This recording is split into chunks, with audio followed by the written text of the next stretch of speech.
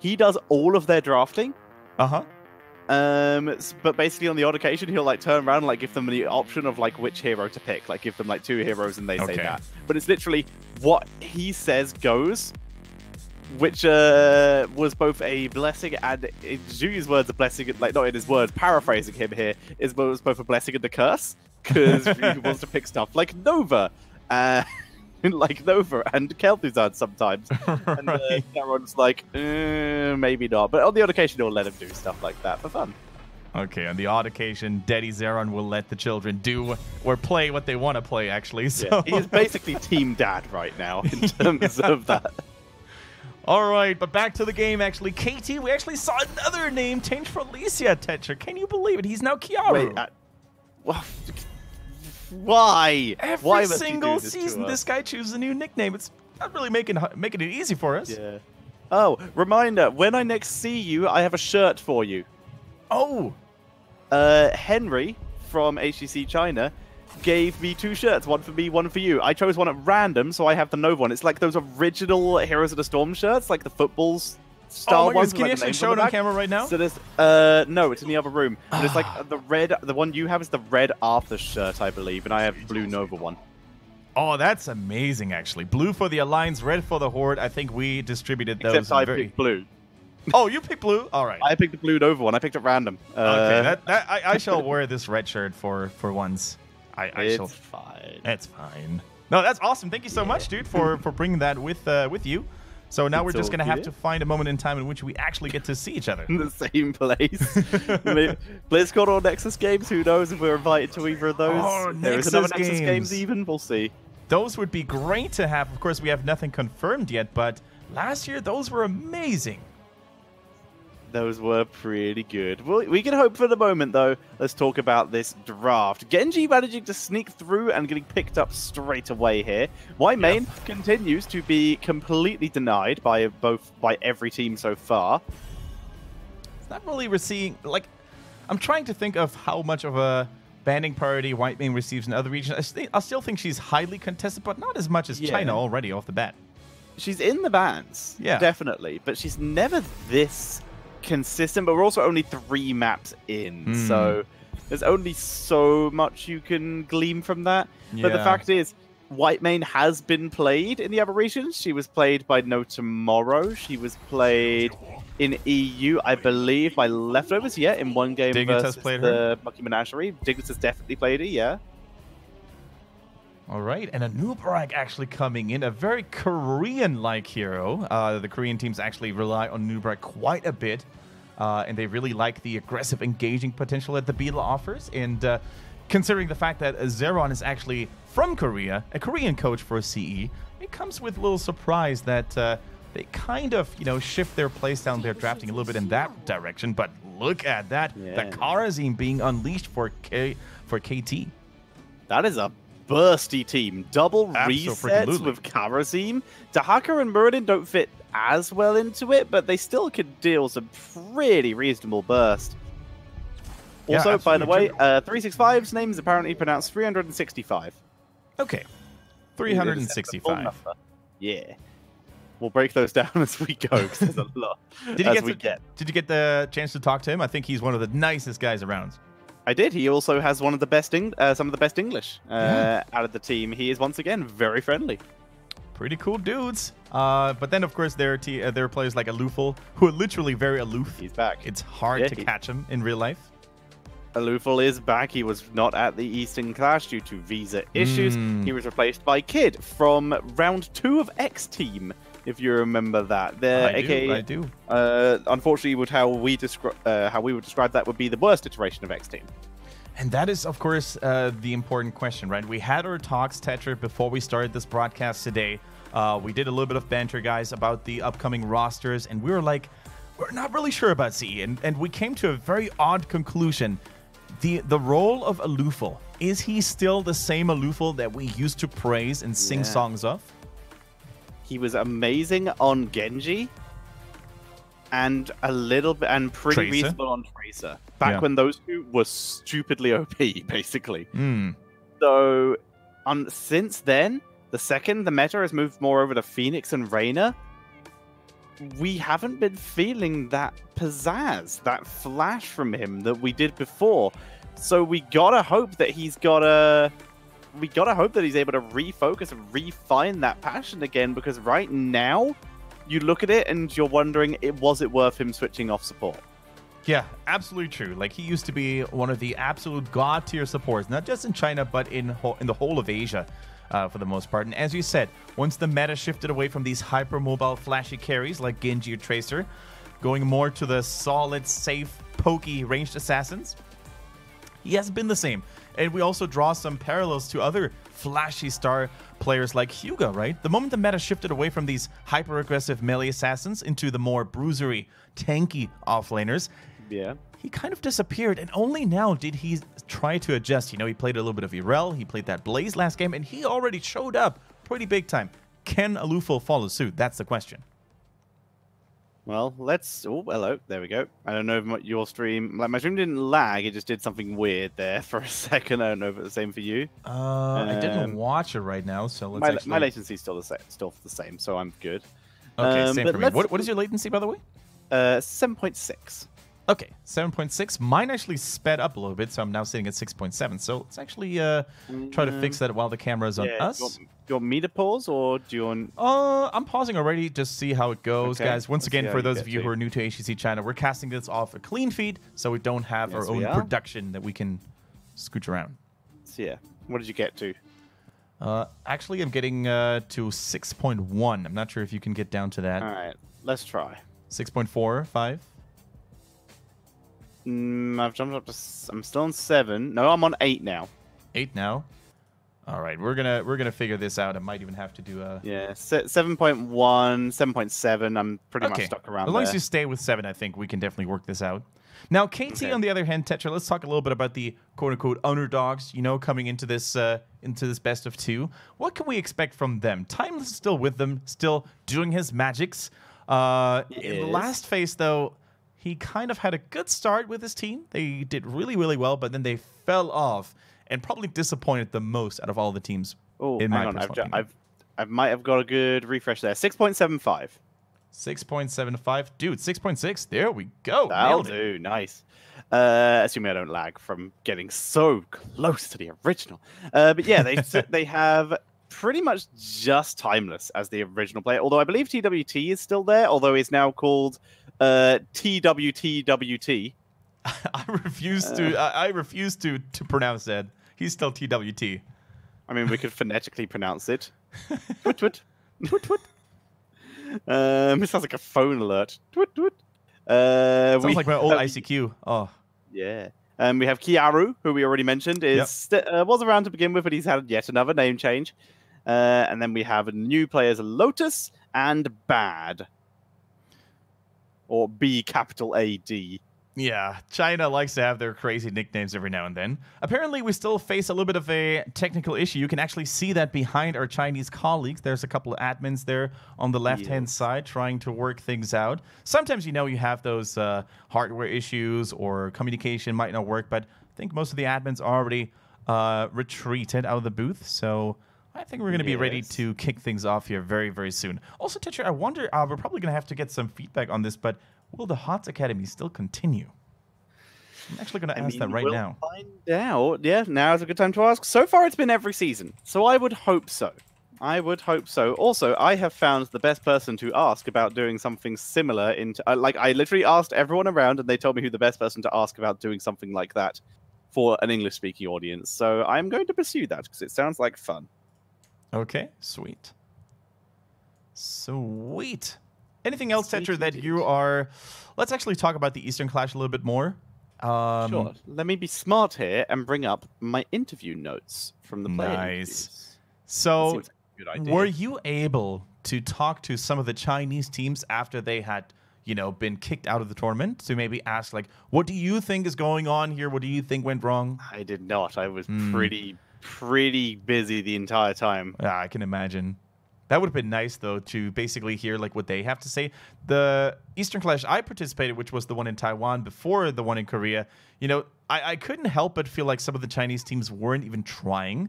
They weren't even trying to take it seriously because they were all like smiles and giggles, you know, when they dropped or fell to the Koreans. Did you get this impression too, or were you like, no, these guys are actually trying hard? There was some. They were definitely trying. I think they knew and expected that they would lose there. Like, right. A couple of the teams came in with a very unserious attitude. Like BTG did not come in serious at all. I mean, if you have the sub struggle, right, and you have to play with a Korean who probably doesn't even speak Mandarin, then I can't blame them.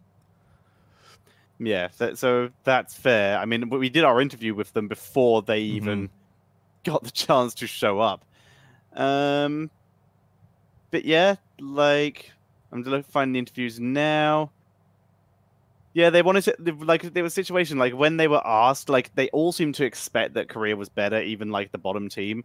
Right. So, like, when they were asked how well they would, when SBT, the best team, were asked how well they think they would do versus Korea or how well they do in the tournament, Soap laughed, and then they, like, muttered amongst each other and said, top 4 maybe. Yeah, and I think that was probably the most confident and optimistic prediction they could have made, right? I think the main problem this time for China was that the quote-unquote bottom-tier Korean teams, Blossom, for example, being one of them, they just stepped it up so much. Not only were they reinforced by players like Meride, for example, who came back, you know, but also their just cohesion as a team and their drafting, their mechanical execution, it was just so much better than a few months ago in Taiwan. Yeah. So apparently, a very interesting piece of information we got from one of the people in this game, Timeless, actually. We actually got the chance to ask him how he felt about things. He used to be a Hero League player in Europe, how it is moving over, and did he try to bring any of that meta over to China? And apparently, yes, he did. He tried to bring that and, like, try and teach it, but apparently China, as we suspected, are very stuck in their ways in terms of what they believe the meta is. Like, for example, he tried to play E-build Abatha. Okay. Right at the start when it was becoming meta, and he got yelled at for it. He got, like, BM'd in chat in, like, Chinese Hero League in the Grandmaster. Oh, no. Exactly. So it's a situation of... It's a situation of there being so stuck in their ways and uncomfortable to try stuff and new stuff. Nowadays, you pretty much only see that from... You pretty much only see it from, like, SPT on the very odd occasion, on, like, once from the one, I think. Yeah, that is crazy. That is so interesting, you know, because we always thought, you know, China was maybe slow, or they didn't even have access to some of the other regions. You know, they weren't able to... Oh, looks like we had a redraft, by the way, or people are now starting to finally get into the game. We also lost sound, apparently, so hopefully that's going to be fixed as well. I still have sound. You too lost sound? No, I have sound. Oh, maybe. Let me double check it. Oh, there we go. I've got sound as well. And nobody saw that. All right. On the left-hand side, KT with TWTWT, Kiaru, Lotus, Timeless, and Bad. And on the right-hand side, we see CE with a Luful XTQ and Zhuyu, KTY, and 365. And together they are CE Challenge, a pretty much legendary team in China. However, they haven't really been able to give us all that... You know, all that glamour, all that shininess that they used to give us in the past. They kind of struggled at the Eastern Clash, as Tetris said, and even in league play, they fell multiple times to teams like SBT and The One. Is this going to be their season, their phase? Can they bounce back with a new player? XTQ, definitely a player that we're going to be on the lookout for. Exterminator Reina for the second time today coming in here. Very interesting to see. I mean, on this map, I still kind of dig it because of the boss and in terms of the objectives in general. Bad comes in, looks for KTY, and first blood goes over to KT. Alrighty, KT not letting go, not really waiting for CE to find their rhythm. They take first blood as well. And, you know, Genji actually making it through. I don't remember when I last saw a a Genji in competitive play. Timeless drops that Storm Bolt here. Zhuyu, though, with a great route, tries to juke and dodge its way to safety, and he successfully does so. Very effective. Under tower makes it, does some good jukes and jives, able to keep himself alive. Fantastic play here to begin with.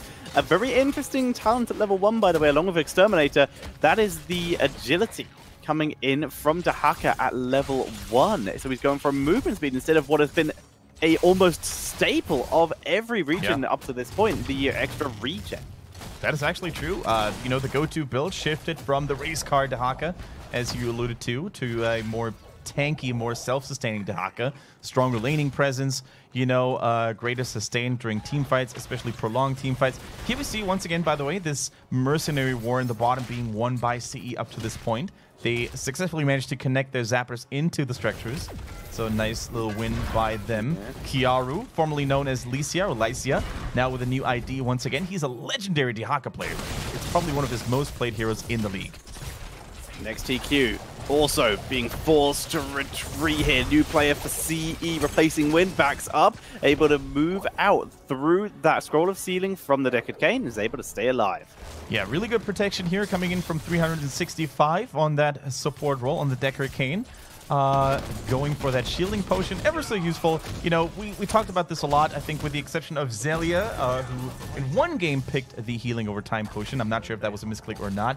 The shields are just so good, not only on other heroes, but also on Deckard Cain himself. Whenever you have armor, which Deckard Cain has as long as there's nearby allies, you know, those shields are getting broken ever so much more slowly. I still want to say how tilted I am that Exterminator has a picture of literally a bullet over a tower and it still doesn't do bonus damage to structures.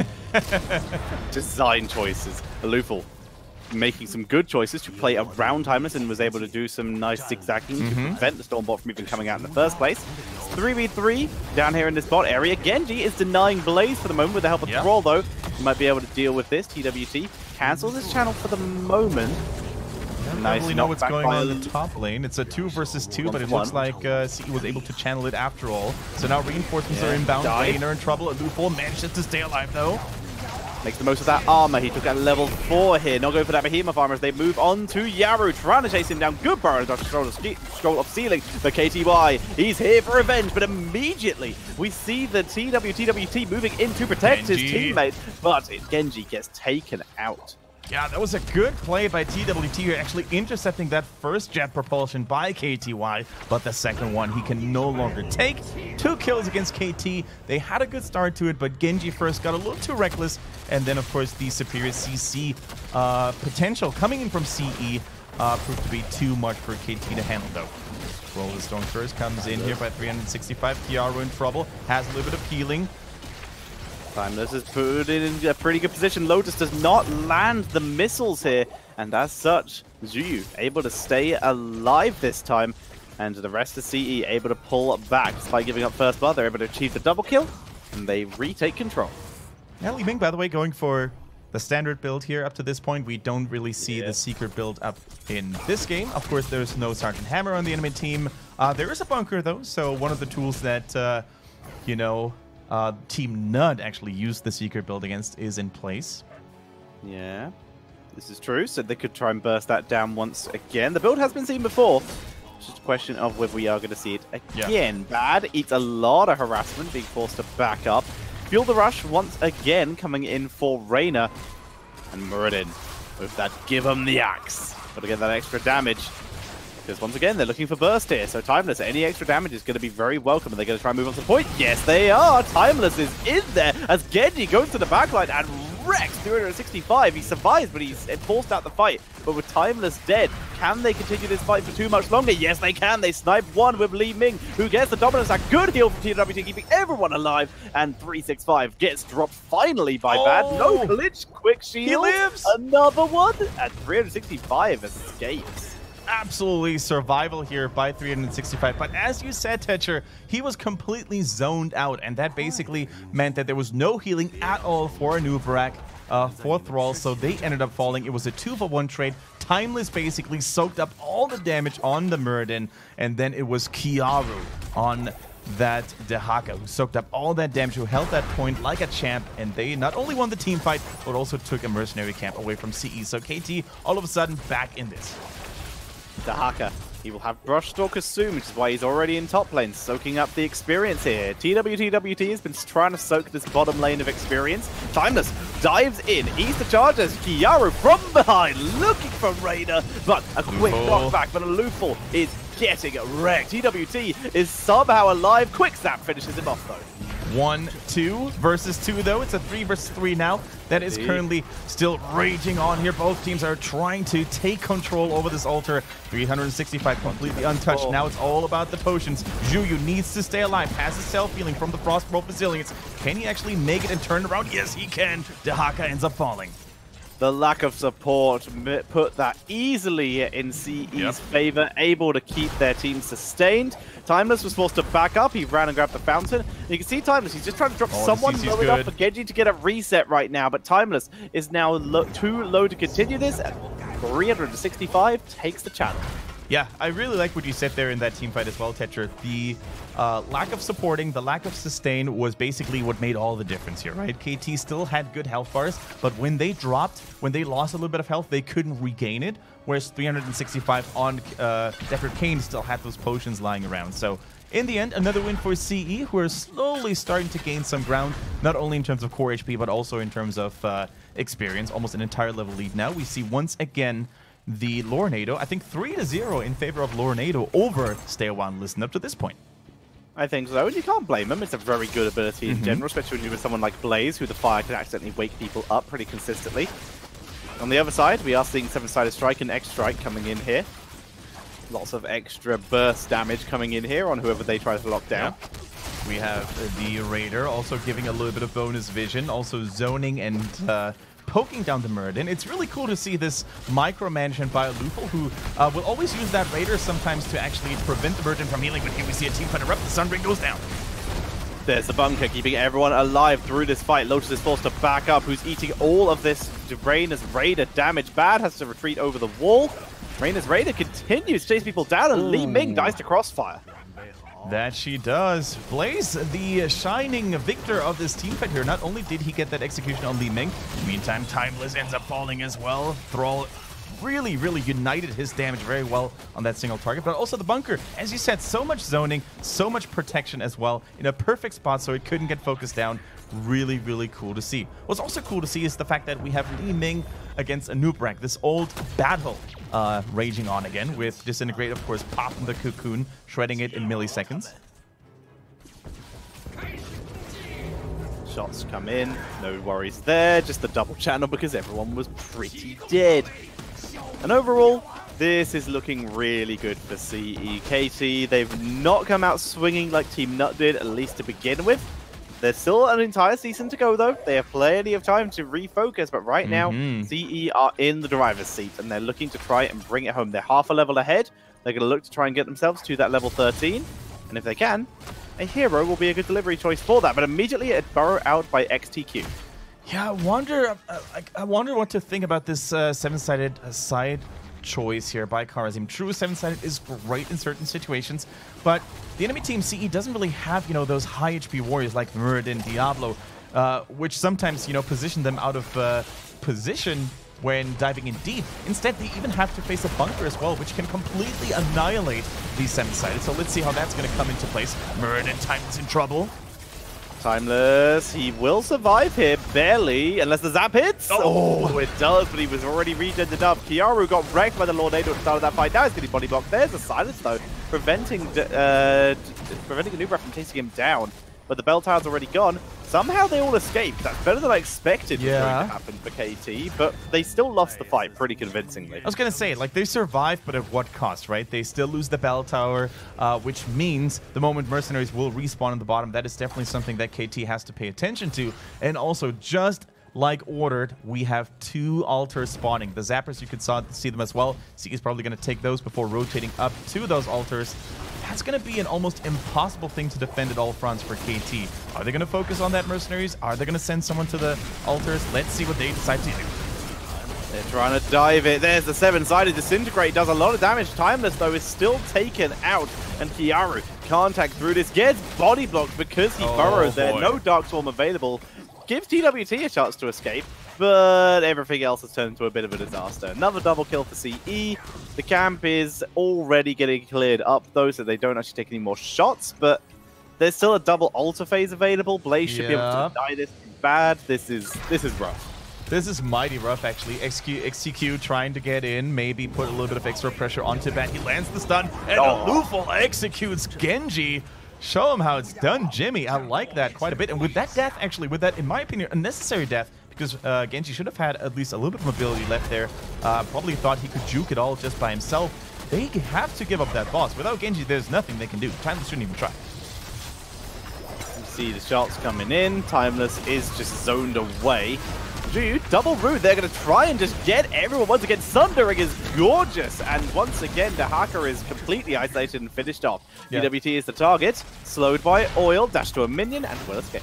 And several times, Tetra, I think Divine Palm could have actually saved one of the Warriors, right? It could have allowed to maybe, it could have allowed Merton to play a little more aggressively. Dahaka, those Warriors are always under pressure, and the seven-sided completely goes poof against what CE has, right? With that bunker, with so many targets always clumped up. So this Karzim up to this point, while I like the hero itself, I don't think gets a lot of value for KT in those team fights.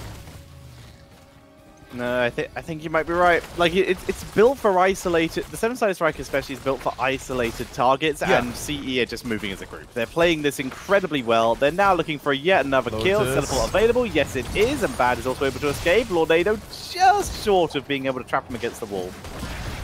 Yeah, that was actually close. If he had aimed it a little bit more to the left, then it would have been a deadly trap for that hero, because he couldn't have dodged, actually. Bad trying to go in with that Genji as well. KTY takes a little bit of damage, but the potions are good. The VIPs have arrived. They just need to escort them. Those zappers, if they go through, that could actually be a significant blow. Like, bringing them down to 201 could actually be pretty good for CE.